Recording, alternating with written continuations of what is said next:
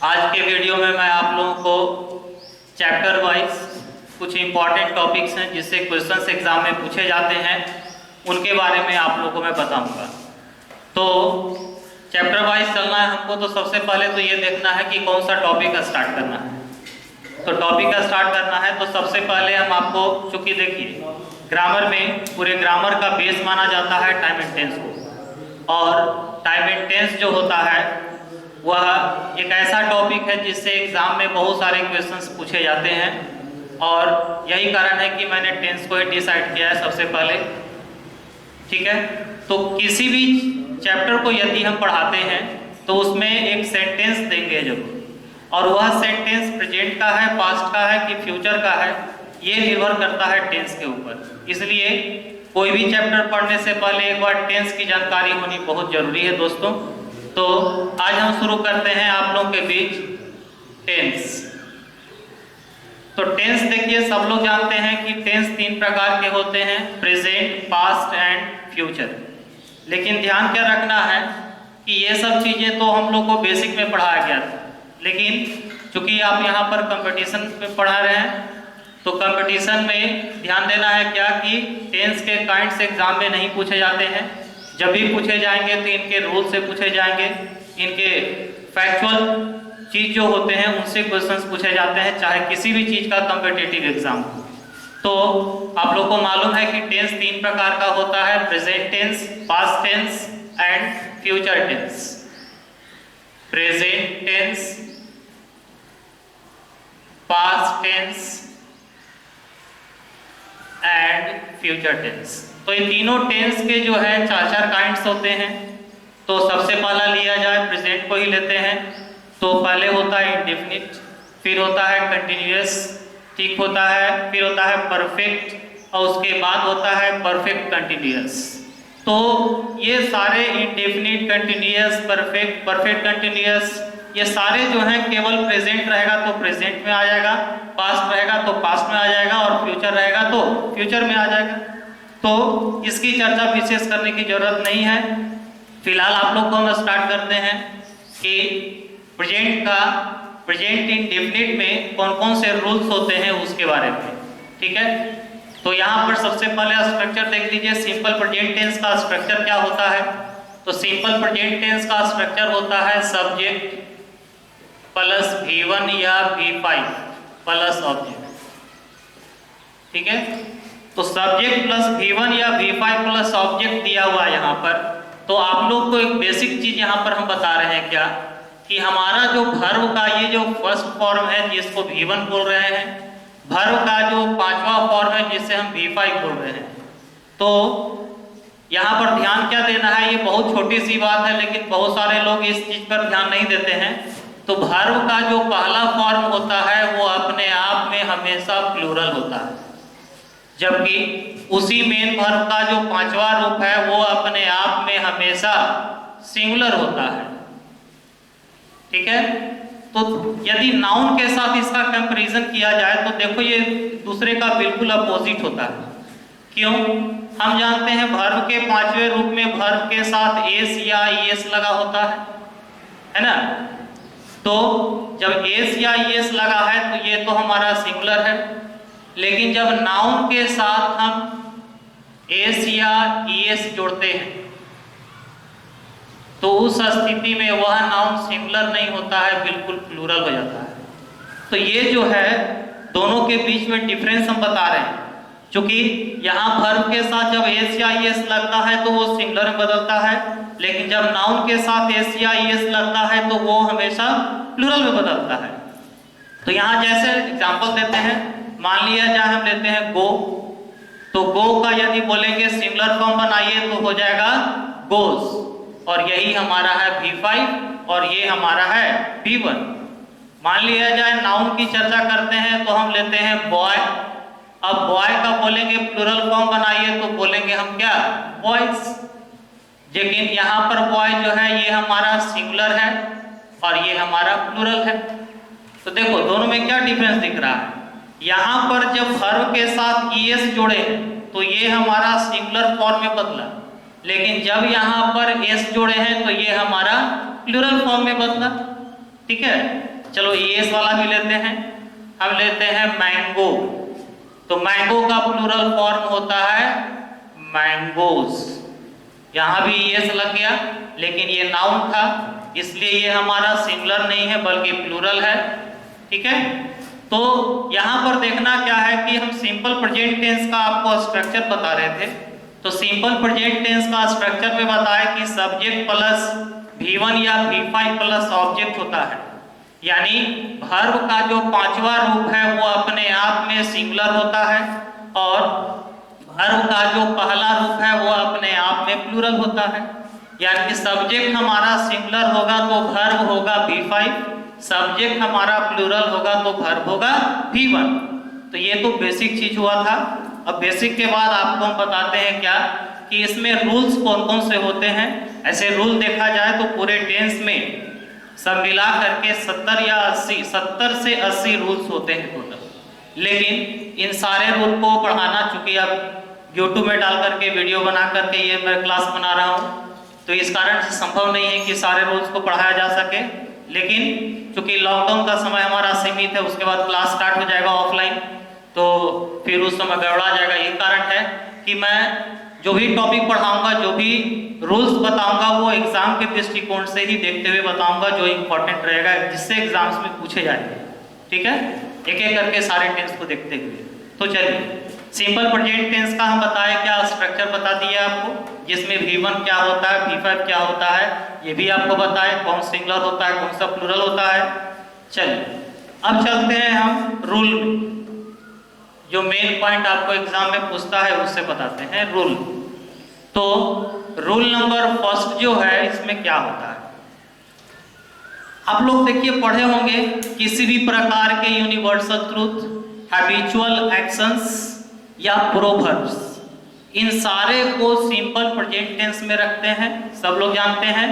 लेकिन ये कुछ भारी सा नहीं लग रहा है, इसको नॉर्मल ढंग से हम क्या नहीं बोल सकते हैं कि किसी भी प्रकार का जो रूटीन होता है, रूटीन, किसी भी प्रकार का जो रूटीन होता है वह हमेशा सिंपल प्रेजेंट टेंस में होता है। चाहे वह रूटीन प्रेजेंट एक्शन का हो, ठीक है, चाहे वह रूटीन रेगुलर रूटीन हो और चाहे वह रूटीन इरेगुलर रूटीन हो। रेगुलर और इरेगुलर रूटीन क्या होता है ये भी समझना है।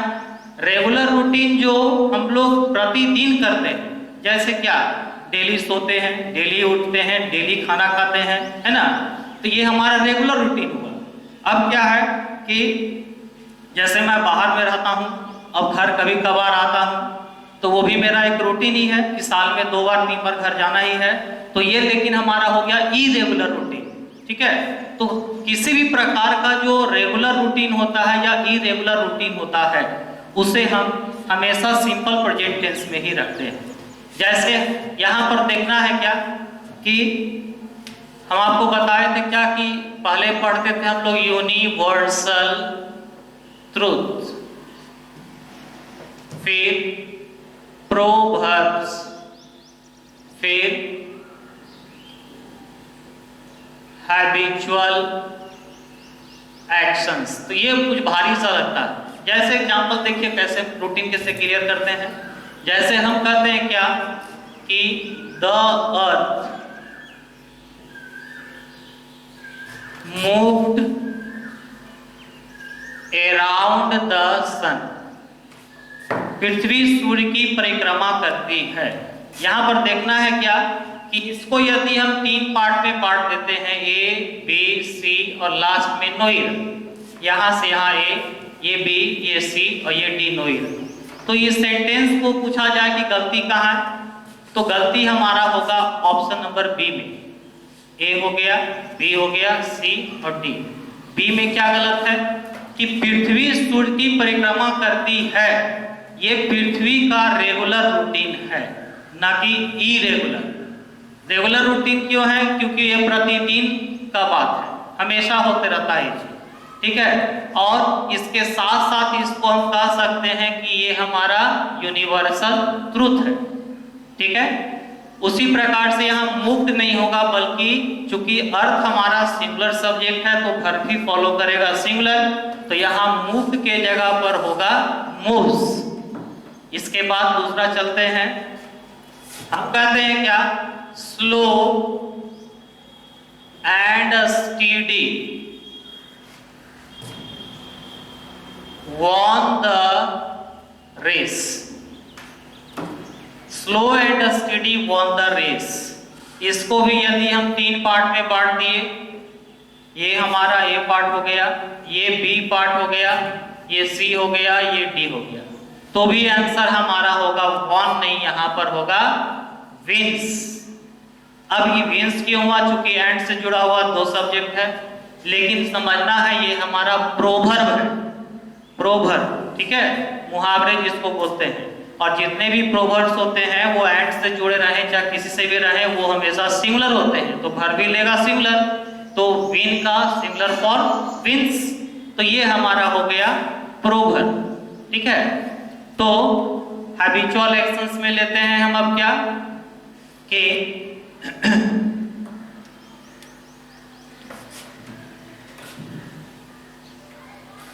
हैबिचुअल एक्शंस में लेते हैं, my brother always, my brother always comes here. मेरा भाई हमेशा यहाँ आता है। तो यहाँ पर देखिए माई ब्रदर है और उसके बाद यहाँ पर कम्स हेयर, सब्जेक्ट के साथ V1 V5 और उसके बाद ऑब्जेक्ट, ये भी सही है। अब यहाँ पर लग गया ऑलवेज, तो मेरा भाई मेरा भाई हमेशा यहाँ आता है, तो इससे पता चल रहा है कि ये एक प्रकार का रूटीन है मेरे भाई का, तो इसको कह सकते हैं कि ये हैबिट है। अब इसी के साथ साथ हम आपको कुछ ऐसे शब्द बताएंगे जिसका यूज यदि किसी सेंटेंस में हो जाए तो वह किसी ना किसी के हैबिट को बतलाता है। जैसे वही शब्द यहाँ पर दिया हुआ है ऑलवेज। ऑलवेज एक ऐसा शब्द है जिसको बोला जाता है हैबिचुअल वर्ड, हैबिचुअल वर्ड, ठीक है। हैबिचुअल वर्ड ऑलवेज के अलावे और भी बहुत सारे होते हैं।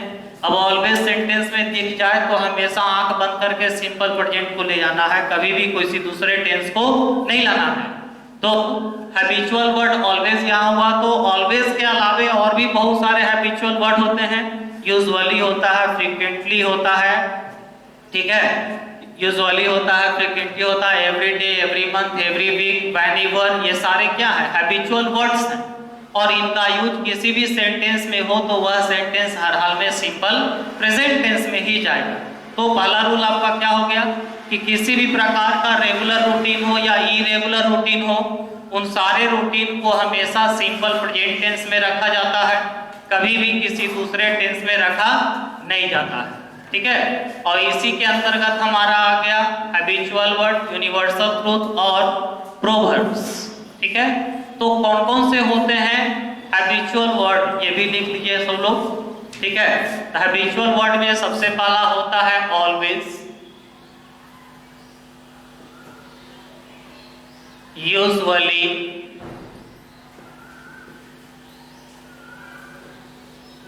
Frequently, every day, every month, every year,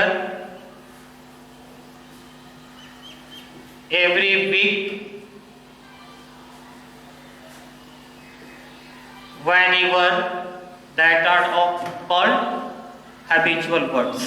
तो ये सारे habitual words, इनका यूज किसी भी सेंटेंस में हो तो वह सेंटेंस हमेशा सिंपल प्रेजेंट टेंस में ही जाता है, कभी भी किसी दूसरे टेंस में नहीं होता है, ठीक है। तो आपका पहला रूल आज हम क्लियर कर लिए। क्या कर लिए सुन लीजिए एक बार फिर से। किसी भी प्रकार का जो रूटीन होता है वो हर हाल में सिंपल प्रेजेंट टेंस में होता है, चाहे वह रूटीन रेगुलर रूटीन हो चाहे वह रूटीन इरेगुलर रूटीन हो। इसी के अंतर्गत 3 बातें आ गई, किसी भी प्रकार के यूनिवर्सल ट्रूथ, हैबिचुअल एक्शंस या प्रोवर्ब्स वाले वाक्यों को हमेशा सिंपल प्रेजेंट टेंस में रखते हैं, और इसी में एक पॉइंट और क्लियर हमने किया कि ग्रामर में कुछ ऐसे हैबिचुअल वर्ड्स होते हैं जिनका यूज यदि किसी भी सेंटेंस में हो जाए तो वह सेंटेंस हर हाल में सिंपल प्रेजेंट टेंस में ही जाता है, कभी भी किसी दूसरे टेंस में इनका यूज नहीं होता है। तो पहला रूल जो कि बहुत ही इंपॉर्टेंट रूल था वो क्लियर कर दिए हमने। अब इसके बाद चलते हैं रूल नंबर 2, ये आप लोग उतार लीजिएगा, रूल नंबर 2, ठीक है।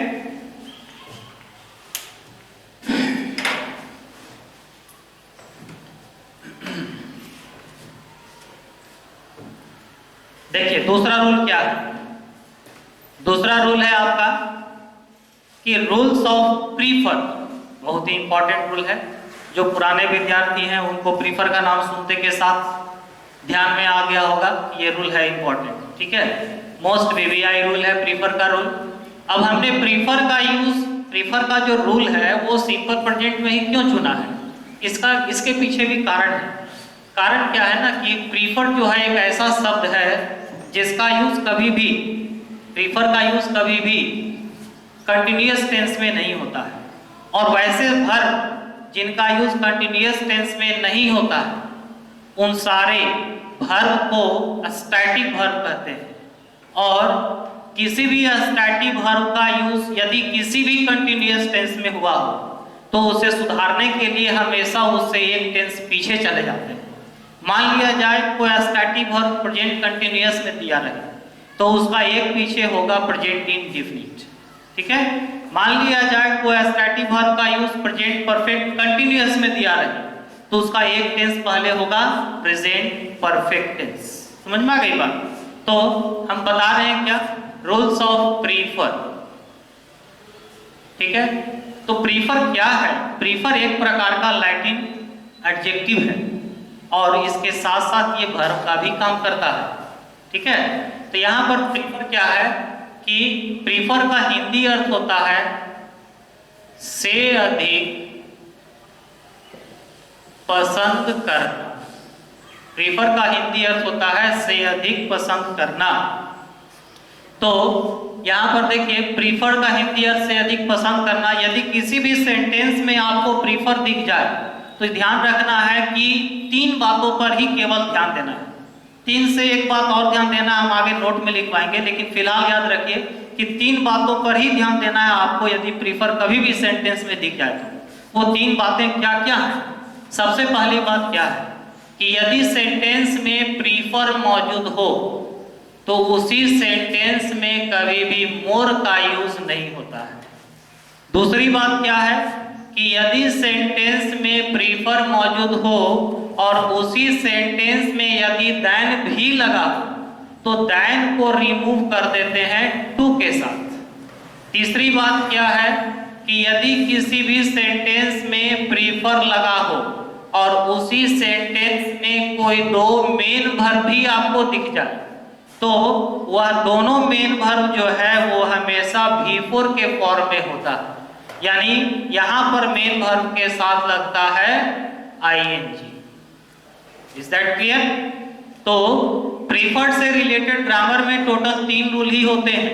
3 रूल से चौथा रूल एग्जाम में कभी भी नहीं पूछेगा। इसका एक अपवाद होता है, वो भी अपवाद बताऊंगा मैं आपको, लेकिन उससे भी क्वेश्चन एग्जाम में नहीं रहता है। लेकिन ये 3 रूल जो है ये बहुत इंपॉर्टेंट है, इनमें से किसी ना किसी एक रूल से एग्जाम में क्वेश्चन पूछता ही है। तो क्या हम बता रहे हैं कि यदि किसी भी सेंटेंस में प्रीफर मौजूद हो तो केवल 3 ही बातों पर ध्यान देना है। सबसे पहली बात, प्रीफर वाले सेंटेंस में कभी भी मोर का यूज नहीं होता है। दूसरी बात, प्रीफर वाले सेंटेंस में यदि देन लगा हो तो उसको हम टू से रिमूव कर देते हैं। तीसरी बात, प्रीफर वाले सेंटेंस में कोई दो मेन वर्ब भी हो तो दोनों मेन वर्ब को हमेशा V4 के रूप में रखते हैं। जैसे एग्जांपल इसको देंगे तो क्लियर होगा। देखिए सबसे पहला एग्जांपल क्या है कि my brother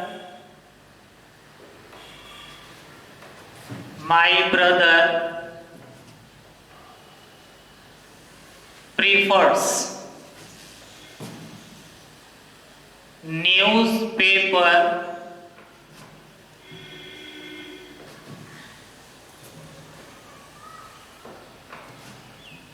my brother prefers newspaper more than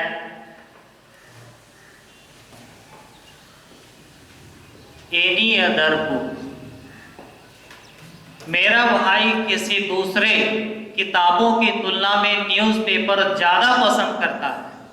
तो यहाँ पर देखना क्या है कि सेंटेंस को यदि हिंदी करके बनाया जाए तो ध्यान देना है कि वो पॉसिबल नहीं है कि आपको 10 मिनट में, 15 मिनट में 50-25 क्वेश्चन सॉल्व कर सके। तो टेक्निकल वर्ड को खोजिए, कहाँ होता है टेक्निकल वर्ड। बस टेक्निकल वर्ड आपको पकड़ना आ गया, इंग्लिश आपका इजी हो गया। क्या है कि इस सेंटेंस में टेक्निकल वर्ड प्रीफर है, और प्रीफर से रिलेटेड हम जानते हैं 3 रूल होता है, चौथा रूल कभी भी एग्जाम में नहीं पूछता है। सबसे पहली बात बताए थे, प्रीफर के साथ मोर का यूज नहीं होता है, देन रहे तो टू में बदल देते हैं। तो यहाँ देखिए प्रीफर ऑलरेडी लगा हुआ है और यहाँ मोर भी लगा हुआ है, जो कि बिल्कुल क्या है, गलत। दूसरा बात क्या है, माय ब्रदर प्रीफर्स न्यूज़पेपर, अब उसके बाद देखिए देन भी लगा है, तो आपको बताया कि देन रहे तो उसको बदलेंगे टू में, तो यहाँ पर देन को रिमूव करके टू देना है। उसके बाद सेंटेंस हमारा सही हो गया। ठीक है, उसी प्रकार से हम दूसरा देते हैं, यानी पहला आपका एग्जांपल के हुआ, दूसरा भी हो गया मोर के साथ भी, देन के साथ भी। अब तीसरा के साथ देखते हैं क्या कि mister Sharma prefers writing than, Mr. Sharma prefers writing than read। Mister Sharma पढ़ने की तुलना में लिखना ज्यादा पसंद करते हैं। अब इस सेंटेंस को यदि हम 3 पार्ट में बांट दिए तो आंसर आपका देखिए क्या होगा, mister Sharma prefer, subject singular, verb singular, ये सही है हमारा। अब दूसरा में क्या है, राइटिंग, यहाँ तो दैन प्रीफर मौजूद है और प्रीफर से यहाँ 2 मेन वर्ब है, सबसे पहला राइटिंग और दूसरा है रीड। तो हम बताए कि दोनों मेन वर्ब रहता है बिफोर के फॉर्म में, तो यहाँ तो राइटिंग ऑलरेडी बिफोर है, लेकिन यहाँ रीड नहीं होगा बल्कि क्या होगा, रीडिंग। ठीक है, इसमें एक गलती और है, हम जानबूझ के दी थी, चूंकि यहाँ सीखना है क्या कि यहाँ पर दैन नहीं होगा बल्कि होगा टू। अब देखो किसी किसी विद्यार्थी के मन में एक प्रश्न उठ रहा होगा, क्या कि टू आया, अब टू के बाद तो वर्ब भी1 होना चाहिए था, और ये भी4 कैसे हो गया। तो याद रखिएगा कि ये लॉजिक है, ये समझना है ग्रामर का, कि ग्रामर पूरा अपवाद पे ही टिका हुआ है। हम जानते हैं नो डाउट ग्रामर में जितना प्रीपोजिशंस होता है वे सारे प्रीपोजिशंस का एक बहुत बड़ा क्वालिटी है कि किसी भी इन सारे प्रीपोजिशंस में से टू एक ऐसा प्रीपोजिशन होता है जिसके बाद वर्ब आए तो वो होता है भी1, और टू को छोड़कर बाकी जितने भी प्रीपोजिशंस होते हैं जिसके बाद यदि वर्ब आता है तो वो होता है भी4। ठीक है, लेकिन हमने तो यहाँ टू के बाद भी4 दे दिया। तो इस रूल को आप बढ़िया से सुनो, बहुत इंपॉर्टेंट रूल है कि टू प्रीपोजिशन के बाद कोई भी मेन वर्ब आए तो वो भी1 होता है, और बाकी सारे प्रीपोजिशन के बाद कोई मेन वर्ब आए तो वो हमेशा भी4 होता है। लेकिन एक इसका अपवाद है कि ग्रामर में कुछ ऐसे प्रीपोजिशनल फ्रेजेस होते हैं जिनके लास्ट में टू लगा होता है, और उस टू के बाद आने वाला वर्ब जो है वो हमेशा भी1 नहीं होता है बल्कि भी4 होता है। तो कौन कौन से होते हैं, look forward to, with a view to, habituated to, addicted to, accustomed to, ठीक है, take to, given to, related to, इसी में एक आता है प्रीफर टू। ठीक है, तो प्रीफर टू के बाद वर्ब भी4 होता है। ठीक है, उसी according that rule this sentence में यहाँ पर टू के बाद रीड नहीं होगा बल्कि रीडिंग होगा। अब इसका डिटेल्स जो है ये आपको हम प्रेजेंट कंटिन्यूअस में बताएंगे, अभी इस पर चर्चा करना उचित नहीं है क्योंकि आपको हम पढ़ा रहे हैं दूसरा टॉपिक।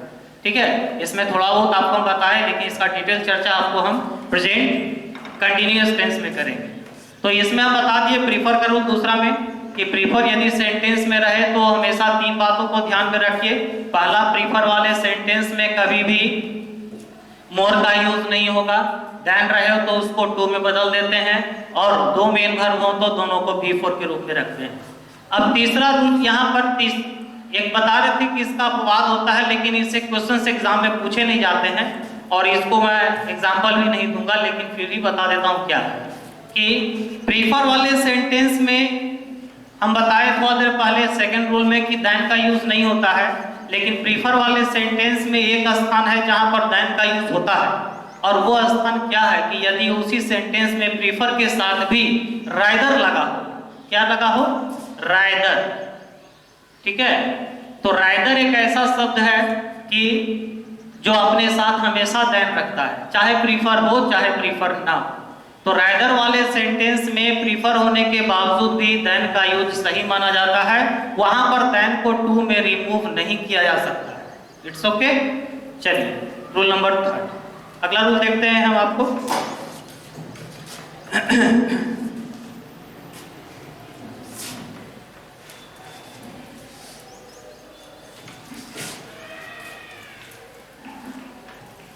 रूल नंबर 3, तीसरा रूल देखिएगा। तीसरा रूल है क्या?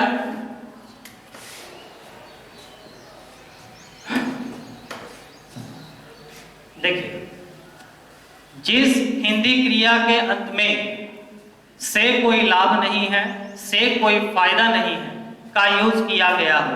हमने क्या बोला? से कोई लाभ नहीं है या से कोई फायदा नहीं है, वैसे वाक्यों का अनुवाद हमेशा इट इज नो यूज या it is no good plus B four के द्वारा बनता है। तो देखो, आपको ये हिंदी जो बताए हैं ना, ये आपको लिटरेचर सही करने के लिए बताए हैं। एग्जाम में आपको इससे हिंदी नहीं पूछेगा, लेकिन फिर भी इसका नॉलेज होना चाहिए कि वहाँ हिंदी क्या निकलता है। तो एग्जाम में पूछता है इससे, और कैसे पूछता है वो भी समझोगे। हम क्या बोले? जिस हिंदी क्रिया के अंत में से कोई लाभ नहीं है, से कोई फायदा नहीं है लगा हो, वैसे वाक्यों का अनुवाद it is no use, it is no good plus B four के द्वारा बनता है। लेकिन एग्जाम में प्रॉब्लम कैसे देगा? यहाँ बी4 नहीं करता है बल्कि प्लस बी1 कर देता है, जो सुनने में ये भी सही लगता है, लेकिन अकॉर्डिंग टू ग्रामर ये भी गलत है। कैसे? हम कहते हैं क्या कि उसे डांटने से कोई लाभ नहीं है, तो इसका बनाना चाहे तो होगा क्या? It is no use to scold him, उसे डांटने से कोई लाभ नहीं है। इसको यदि हम 3 पार्ट में बांटें तो हमारा आंसर यहाँ पर देखिए, ये हो गया ए पार्ट, ये हो गया बी पार्ट, ये सी, और लास्ट में no error D.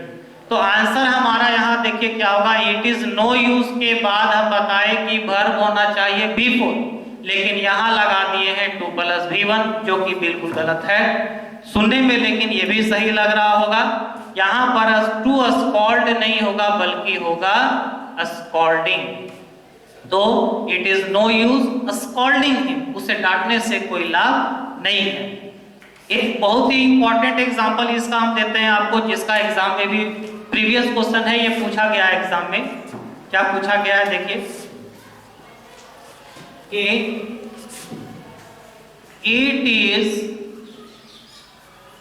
It is no good to cry over a spilled milk, says my friend to me। ठीक है, it is no good to cry over a spilled milk, says my friend to me। Last में no error. यहां पर देखना क्या है कि it is no use, it is no good, से कोई लाभ नहीं है। क्या लाभ नहीं है? Cry over a spilled milk. एक प्रकार का ये फ्रेज है, बहुत इंपॉर्टेंट फ्रेज है कि घटना के बाद पछताना, कुछ ऐसा काम कर जाना जिससे पछतावा हो, तो उस स्थिति को बोलते हैं cry over a spilled milk. ठीक है, क्या है कि घट